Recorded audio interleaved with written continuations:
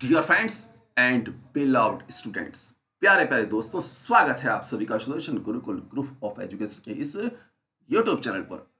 दोस्तों, आप चाहे कोई भी कंपटीशन दे रहे हो किसी भी प्रकार का और आपके सिलेबस में है राजस्थान जीके, तो ये वीडियो है आपके लिए बहुत ही महत्वपूर्ण। और इतना महत्वपूर्ण है तो आइए वीडियो को शुरू कर ही लेते हैं। तो लीजिए, आ गया है बहुत ही जोरदार एक प्रश्न। पहला प्रश्न बहुत ही शानदार है। राजस्थान में खेल जगत का सर्वोच्च सम्मान दिया जाता है, किसे दिया जाता है? तो आपने तो गैस कर ही लिया होगा, हम भी बता देते हैं। सही उत्तर इसका होगा ये राजस्थान खेल रत्न अवार्ड। जी हाँ, राजस्थान में खेल जगत का सर्वोच्च सम्मान जो दिया जाता है वो है राजस्थान खेल रत्न अवार्ड। आंसर है डी। और अब बात करते हैं दूसरे प्रश्न की ओर। दूसरे प्रश्न हमारे कह रहा है, राजस्थान में खेलों के विकास के लिए नेहरू युवा केंद्र की स्थापना कब हुई थी? जी हाँ, ये बात तो तय है कि खेलों के विकास के लिए ही नेहरू युवा केंद्र की स्थापना हुई, लेकिन कब हुई हम बताते हैं आपको इसका जवाब। और इसका जवाब है डी, 14 नवंबर 1972 को। जी हाँ, 14 नवंबर 1972 को खेलों के विकास के लिए नेहरू युवा केंद्र की स्थापना हुई थी। दोस्तों, बहुत ही शानदार और जानदार प्रश्न हम लाने वाले हैं आपके लिए। बस आज तो ये पहली सीरीज है, पहली कड़ी है, पहला वीडियो है। बने रहिए हमारे साथ वीडियो में। लीजिए तीसरा प्रश्न। तीसरा प्रश्न है, राजस्थान में बास्केटबॉल की शुरुआत कब हुई? मालूम है? बता दीजिए कमेंट करके, मालूम है तो फटाक से। जी हाँ, हम बताते हैं अभी आपको इसका आंसर। और राजस्थान में बास्केटबॉल की शुरुआत हुई 1948 में। जी हाँ, 1948 में। और एक महत्वपूर्ण तथ्य भी हम आपको बताना चाहेंगे, और वो महत्वपूर्ण तथ्य है, नोट कर लीजिए। राजस्थान में बास्केटबॉल की शुरुआत 1948 में हुई थी। आपको यह भी बता दें कि राजस्थान का सीकर जिला और सीकर जिले का दुजोत गांव, जी हाँ दुजोत, याद रखिएगा, हर घर में बास्केटबॉल का खिलाड़ी मौजूद है। और इस गांव से 110 से ज्यादा राष्ट्रीय, 15 अंतर्राष्ट्रीय और 700 से ज्यादा जिला स्तरीय खिलाड़ी है। खास बात यह है कि खेलों के दम पर ही गांव में 65 से अधिक युवाओं ने सरकारी नौकरी हासिल की है। बहुत ही शानदार है, याद कर लीजिए इसको भी आप। जी हाँ, राजस्थान का सीकर जिला और दुजोत गांव खेलों के दम पर। जी हाँ, लिए चलते हैं अगले प्रश्न की ओर। अगला प्रश्न हमें कहता है, राजस्थान में पत्रकारिता के भीष्म पितामह, पत्रकारिता के भीष्म पितामह कौन है? तो भाई, पत्रकारिता के भीष्म पितामह तो है पंडित झाबरमल शर्मा। जी हाँ, नोट कर लीजिएगा, बहुत ही महत्वपूर्ण है ये प्रश्न। वैसे तो हर एक प्रश्न अनोखा है अपने आप में इस वीडियो में, लेकिन हम बीच बीच में आपको बोलते जाएंगे महत्वपूर्ण है। बिल्कुल महत्वपूर्ण है भी। दोस्तों, आ गया है पांचवा प्रश्न। राजस्थान में राजनीतिक चेतना को सर्वप्रथम जन्म देने वाले थे। राजनीतिक चेतना को सर्वप्रथम जन्म देने वाले कौन थे? और इसका जो सही उत्तर है वो है अर्जुन लाल सेठी।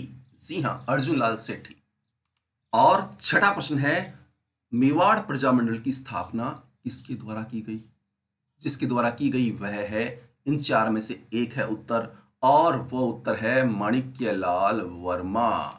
और यहां पर भी हम आपको एक टिप देना चाहेंगे, और वो टिप यह है कि माणिक्यलाल वर्मा, जिनका जन्म 4 दिसंबर 1887 को हुआ राजस्थान के बिजोलिया में, और यह जो थे मेवाड़ प्रजामंडल के संस्थापक थे। याद रखिएगा, अगर पूछा जाता है मेवाड़ प्रजामंडल के प्रथम अध्यक्ष, तो फिर आपको लिखना होगा बलवंत सिंह मेहता। दो बातें हैं इसमें। और उन्होंने विजय सिंह पथिक और जमनालाल बजाज के साथ बिजोलिया किसान आंदोलन में भाग लिया था। तो यहां पर तीन प्रश्न एक से उभर करके आ रहे हैं। पहली बात तो ये कि माणिक्यलाल वर्मा का जन्म 4 दिसंबर 1887 को राजस्थान की बिजोलिया गांव में।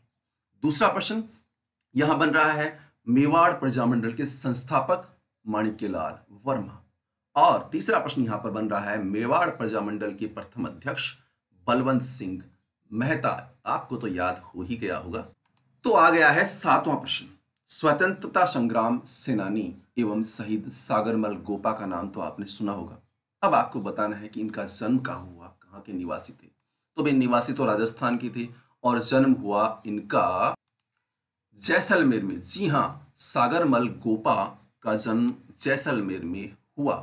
तो डियर फ्रेंड्स, अगला प्रश्न आ गया है, राजस्थान की सबसे कम सीमा किस राज्य की सीमा से लगती है? तो भाई यह तो सीधा सा है, पंजाब। लेकिन यहां पर हम एक शानदार और जानदार टिप देना चाहेंगे आपको, और इस टिप के जरिए आप नोट करें, राजस्थान की कुल स्थलीय सीमा की लंबाई 5,920 किलोमीटर है। अंतर्राष्ट्रीय सीमा 1,070 लगती है जो कि पाकिस्तान से, और 4,850 किलोमीटर अंतर्राज्यीय है जो 5 राज्यों से, जी हाँ 5 राज्यों से लगती है। 5 राज्यों की सीमा से लगती है, पंजाब, हरियाणा, उत्तर प्रदेश, मध्य प्रदेश और गुजरात। तो सबसे कम 89 किलोमीटर लगती है पंजाब से, और सबसे ज्यादा मध्य प्रदेश से लगती है 1600 किलोमीटर। तो ये यहां पर आपको इस टिप के जरिए भी 5 प्रश्नों के नोट मिल गए हैं। पहला, कुल स्थलीय सीमा की लंबाई, जी हाँ। दूसरा, अंतर्राष्ट्रीय सीमा जो पाकिस्तान से लगती है, और अंतर्राज्यीय सीमा कितनी, 4,850, और 5 राज्यों के नाम, सबसे कम और सबसे ज्यादा। तो भाई अभी जो बताया उसी पे डिपेंड है 9वां क्वेश्चन।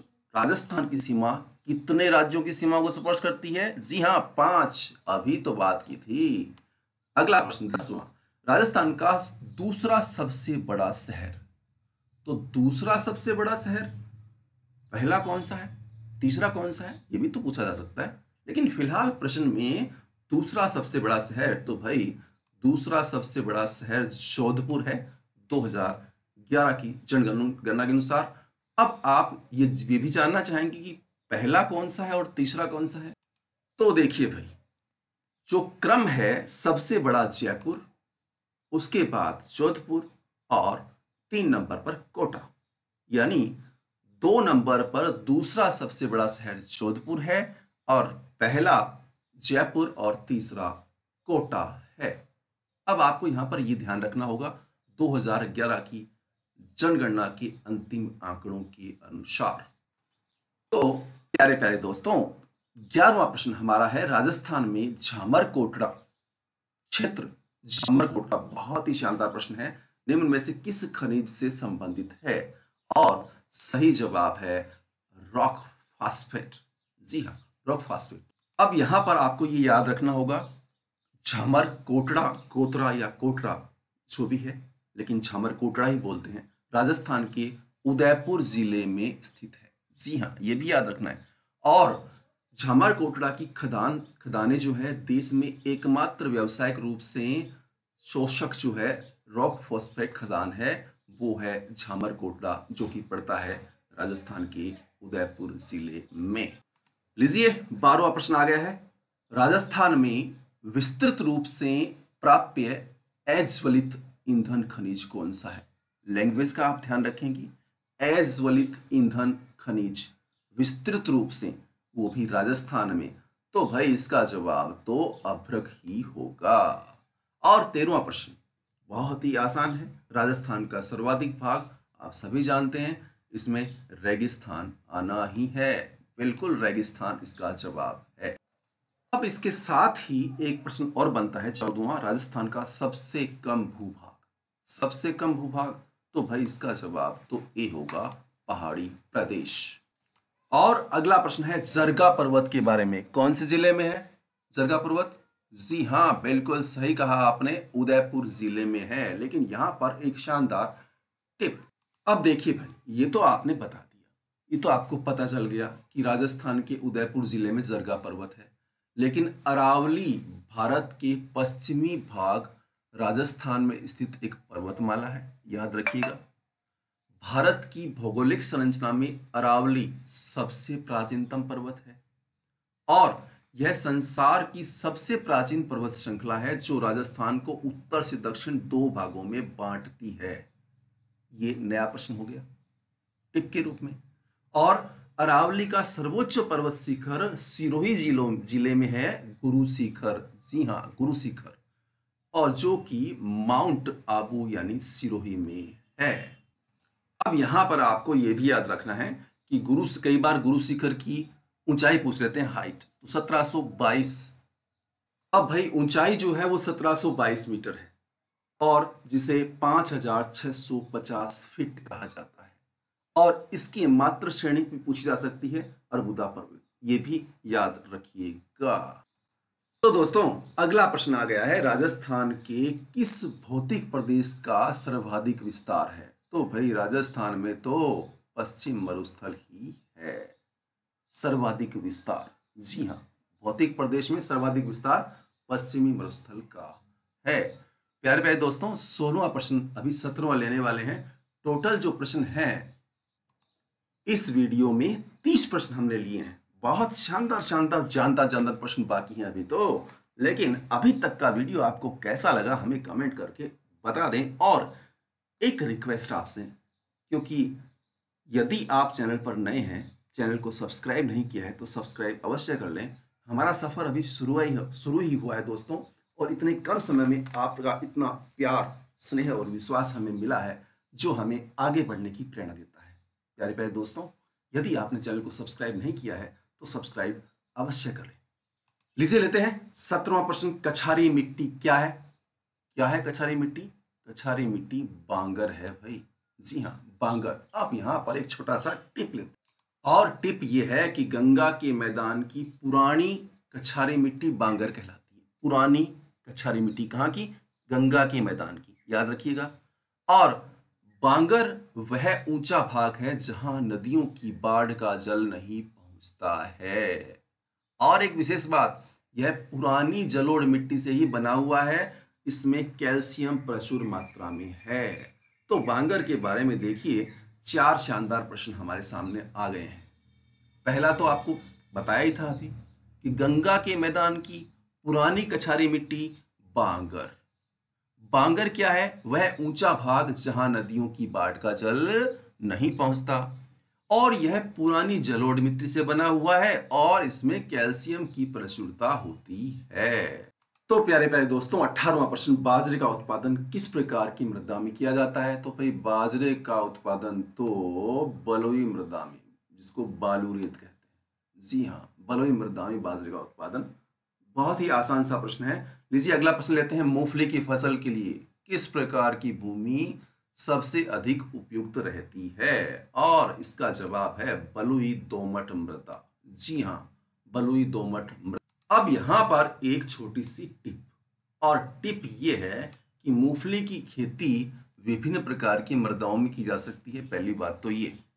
दूसरी बात, फिर भी अच्छी तैयारी के लिए जल निकास वाली कैल्शियम एवं जैव पदार्थों से युक्त बलुई दोमट मृदा उत्तम रहती है। और मृदा का मान याद रखिएगा, मृदा का पीएच मान 6 से 8 उपयुक्त रहता है। लीजिए 20वां प्रश्न आपके सामने। राजस्थान में कनक सागर बांध किस नदी पर स्थित है? और कनक सागर बांध जो है वो तो भाई आपके मेंज नदी पर है। जी हाँ, याद रखिएगा, कनक सागर बांध मेंज नदी। 21वां प्रश्न, पंडोह बांध किस नदी पर बनाया गया है? अब पंडोह बांध जो व्यास नदी पर, जी हाँ, व्यास नदी पर है। लेकिन यहां पर हम आपको एक महत्वपूर्ण जानकारी देना चाहेंगे इसके बारे में। और वो महत्वपूर्ण जानकारी है कि पंडोह बांध हिमाचल प्रदेश के मंडी जिले में, याद रखिएगा, कहां पर? हिमाचल प्रदेश के मंडी जिले में व्यास नदी पर बना एक तटबंध बांध है। ध्यान दीजिएगा, पंडोह बांध हिमाचल प्रदेश, मंडी जिला, व्यास नदी, तटबंध बांध। क्योंकि जीके है भैया, कैसे भी पूछा जा सकता है प्रश्न बना करके हर एक चीज। क्योंकि सफलता पानी हो तो हर एक छोटी छोटी बात का ध्यान रखना पड़ेगा, क्योंकि छोटी छोटी बातों से ही बड़ी बात बनती है और बड़ी सफलता मिलती है। यहां पर देखिए, व्यास परियोजना के अंतर्गत यह बांध 1977 में बनकर तैयार हुआ था और इसका मुख्य उद्देश्य जल विद्युत, जी हाँ, जल विद्युत शक्ति जनन है। और यह बांध 76 मीटर की ऊंचाई पर स्थित है। कुल्लू और मनाली दो स्थानों की बिजली आपूर्ति यहीं से होती है। कुल्ली से मनाली मार्ग पर पड़ने के कारण और अपनी मन को मोह लेने वाली सुंदरता के कारण ये हमेशा पर्यटकों की आकर्षण का केंद्र रहा है, पंडोह बांध। तो डियर फ्रेंड्स, अगला 22वां प्रश्न आ गया है, दर्रा वन्य जीव अभयारण्य कहाँ पर स्थित है? दर्रा वन्य जीव अभयारण्य की बात हो रही है, तो भाई इसका जवाब होगा कोटा। जी हाँ, कोटा। और यहाँ पर हम देना चाहेंगे आपको एक रोचक जानकारी, और वो रोचक जानकारी है कि दर्रा राष्ट्रीय उद्यान या राष्ट्रीय चंबल वन्य जीव अभयारण्य भारत के राजस्थान राज्य में कोटा से 50 किलोमीटर दूर है, जो कि, अब यहां पर ध्यान रखिएगा, ये दर्रा वन्य जीव अभयारण्य घड़ियालों यानी पतले मुंह वाले मगरमच्छों के लिए बहुत लोकप्रिय है। यहां पर ये एक टिप रही। तो 23वां प्रश्न आ गया है, गोडाउन पक्षी राजस्थान के किस क्षेत्र में पाया जाता है? पश्चिमी मरुस्थल के क्षेत्र में। जी हाँ, पश्चिमी मरुस्थल के क्षेत्र। तो भाई गोडाउन पक्षी की बात हो रही है और ये पश्चिमी मरुस्थल में पाया जाता है। इसके संबंध में एक छोटी सी जानकारी और वो जानकारी है, यह पक्षी भारत और पाकिस्तान के शुष्क एवं अर्ध शुष्क घास के मैदानों में पाया जाता है। इस पक्षी को सोन चिड़ैया, सोहन चिड़िया या शर्मिला पक्षी उपमान से भी जाना जाता है। अब भाई प्यारे प्यारे दोस्तों, अगला प्रश्न आ गया है, बहुत ही शानदार और शानदार प्रश्न है, घोटारू व मणिहारी का संबंध किससे है? और इसका जवाब है प्राकृतिक गैस। और एक रोचक बढ़िया सी जानकारी आपके लिए। लेकिन दोस्तों, यदि आपको हमारी मेहनत पसंद आ रही है तो लाइक तो अवश्य बनता ही है। वीडियो पूरा देखने के बाद अंत में हमें बताइएगा आपको हमारी मेहनत, ये वीडियो कैसा लगा, और अच्छा लगा तो इसे शेयर कीजिएगा अधिक से अधिक, ताकि आप जैसे प्यारे प्यारे और भी विद्यार्थी जो हैं, दोस्त जो हैं, वो इसका लाभ उठा पाएं। और चैनल को सब्सक्राइब तो कर ही लीजिएगा। ठीक है, चलिए बढ़ते हैं आगे। और हम बता रहे थे आपको रोचक जानकारी घोटारू और मणिहारी के बारे में। और भाई वो रोचक जानकारी है, राजस्थान के जैसलमेर जिले में घोटारू, गढ़ेवाला, कमलीताल, टिब्बा और मणिहारी, ये याद रखिएगा चारों नाम जैसलमेर जिले में पड़ते हैं। घोटारू, गढ़ेवाला, कमलीताल, टिब्बा और मणिहारी क्षेत्रों में प्राकृतिक गैस एवं पेट्रोलियम के भंडार मिले हैं। घोटारू में प्राकृतिक गैस के साथ हीलियम गैस भी मिली है, ये भी याद रखिएगा। और राजस्थान के बाड़मेर में कच्चे तेल का उत्पादन 2009 से केयर्न इंडिया द्वारा स्टार्ट हुआ है। तो ये थी एक छोटी सी टिप, मगर बहुत ही शानदार। लीजिए, फिर से आ गया है एक छोटा सा और शानदार सा प्रश्न। 25वां, राजस्थान का सबसे छोटा राष्ट्रीय राजमार्ग कौन सा है? तो जवाब है NH-71B।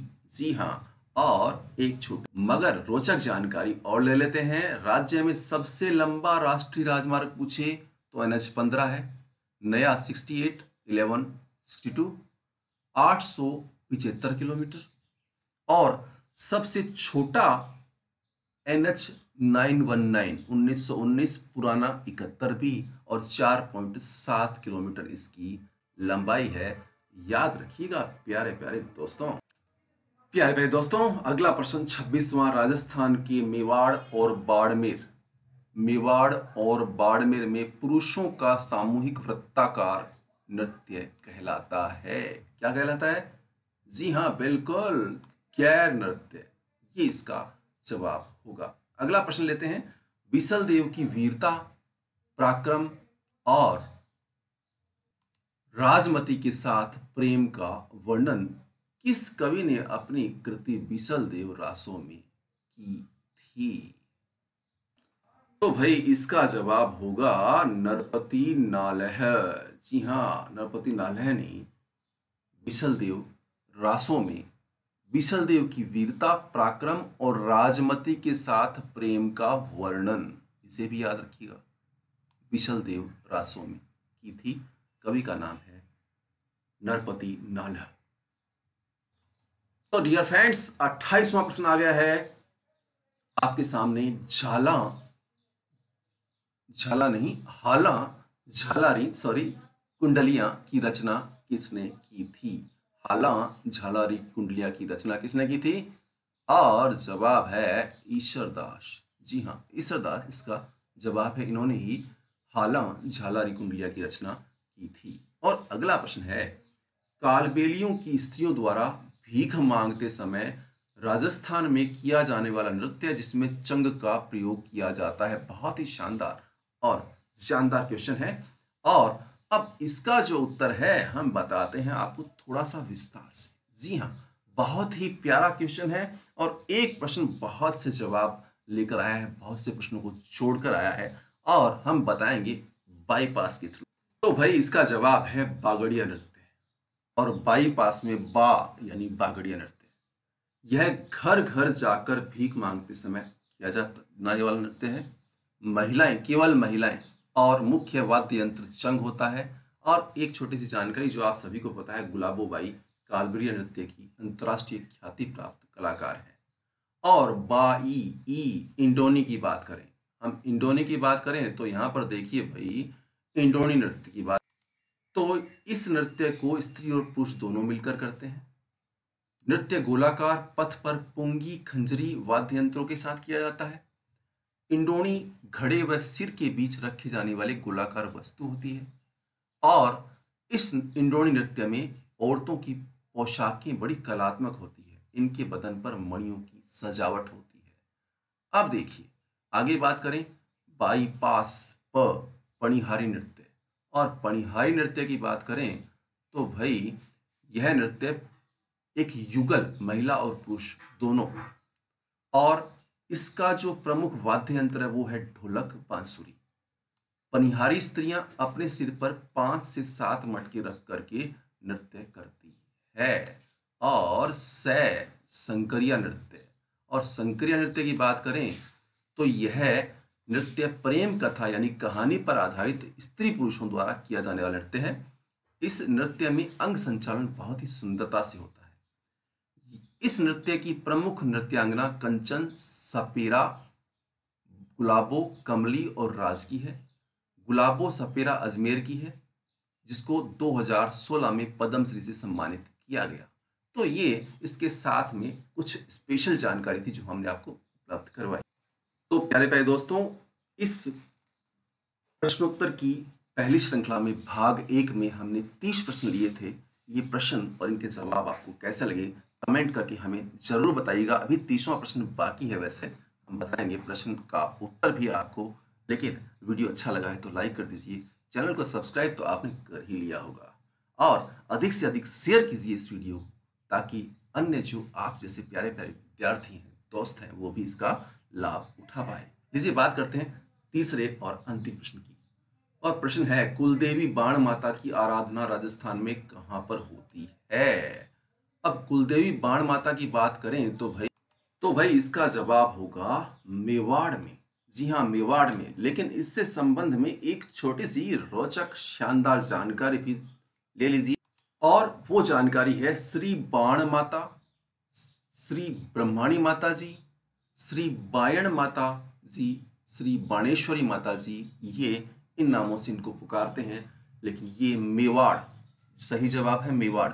मेवाड़ के सूर्यवंशी गहलोत और सिसोदिया राजवंश की कुल देवी हैं बाण माता। प्यारे प्यारे दोस्तों, इस वीडियो में इतना ही। मिलेंगे जल्द ही एक नए वीडियो के साथ, तब तक हमारा प्यार भरा नमस्कार।